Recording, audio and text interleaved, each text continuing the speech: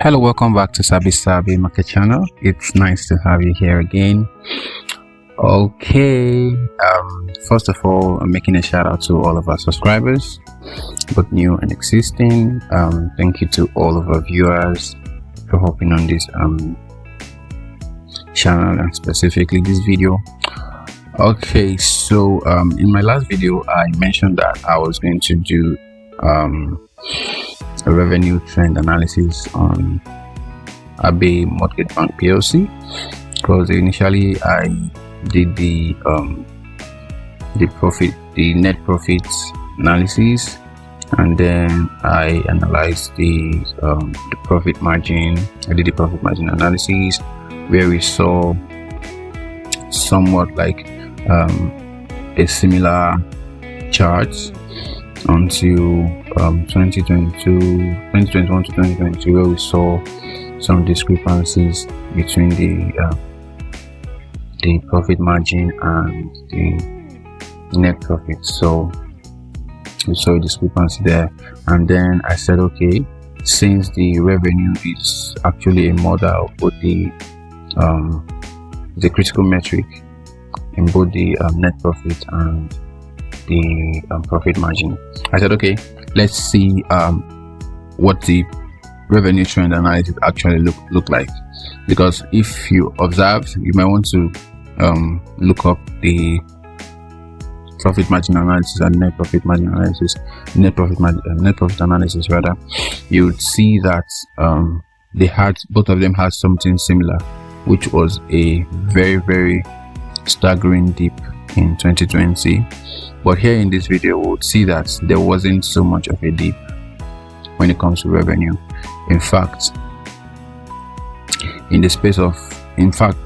the revenue they had for 2020 was higher than what they had in the past 6 years.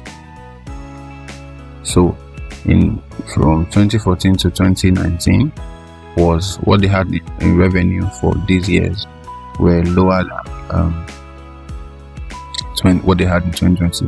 But then 2020 showed a very significant dip. Let's see one of the charts here. So okay, so this is the net profit chart here. You could see the dip, how deep it went here, and and then it's showing something different in the revenue trend analysis. So see why we cannot judge the profitability or the operational efficiency of the company merely by its revenue.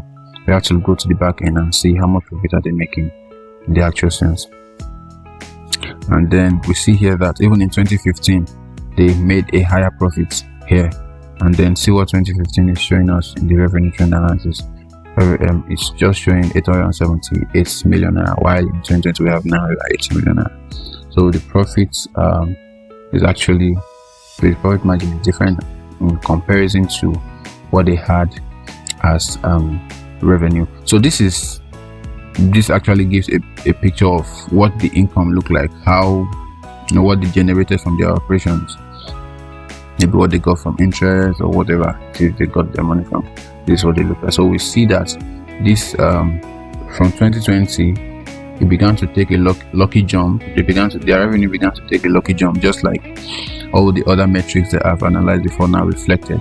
So because we see here also in the net profit margin that as soon as they got to 2021, they went above the line, because for most of the years from 2014 to 2020 they were below the line, even though 2020 was the most staggering one.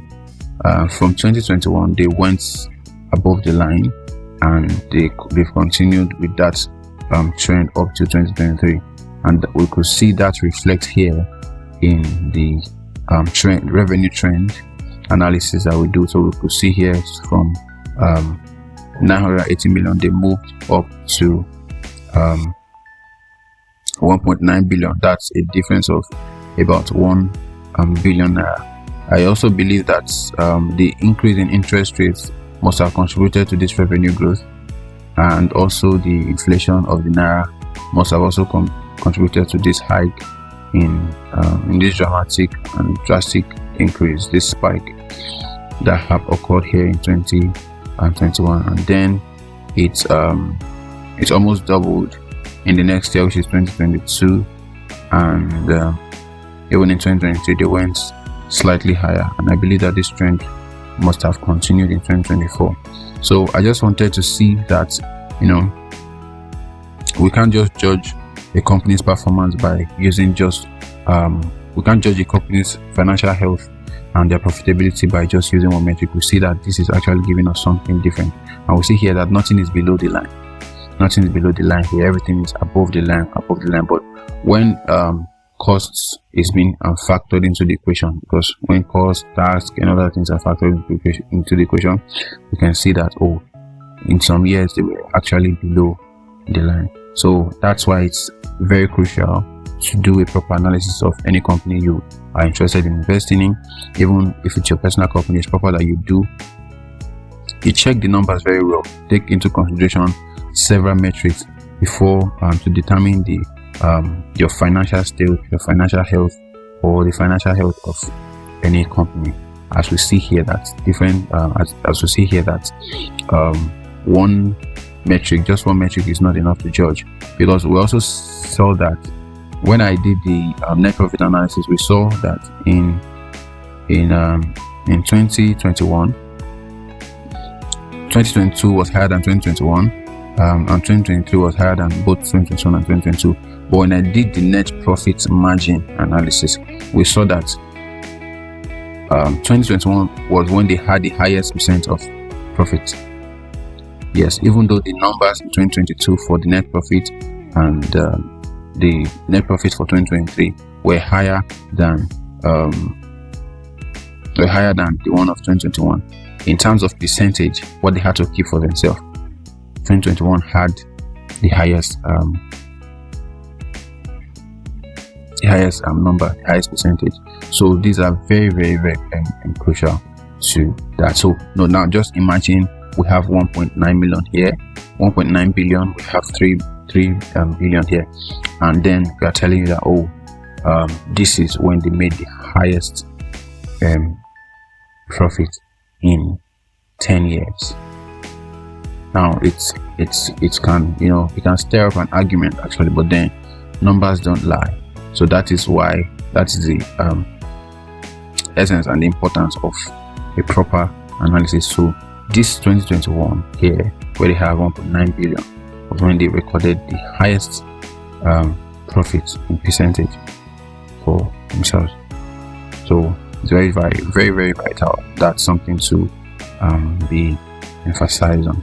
So as just opposed to 3 billion here, somebody telling you that profit made here was more than profit made here, that's something you would want to argue all day.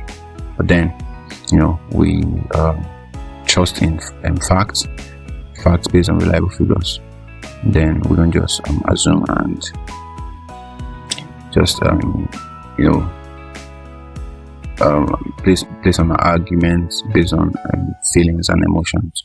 So we just deal with empirical facts, and that's what we actually have here. So we cannot judge or determine or decide the financial position of a company just based on the revenue or net or whatever. You just need to compare one with the other and then come to a financial conclusion. So I trust that has given clarity. So we see the numbers here, how it was, for 2014 to 2019, there wasn't so much of discrepancy between the year, just slight discrepancies, and then the difference began to happen from 2021 upwards, and that actually shows that they are doing well. So for just like what I was saying, so these factors could be, so it's not now. This might not necessarily be that, just like as I mentioned, might not necessarily be that they were doing better here. The increase in numbers here might just be attributed to the inflation, the naira devaluation, that you can just increase number, but then percentage of profit would still drop and all of that, because cost is actually increasing. The cost of running the facility is increasing, cost of paying staff and all of that is increasing, cost of tax is increasing and all of that. So it's very crucial to run a deep analysis just as we've done here. All right, I think that will be all for this video.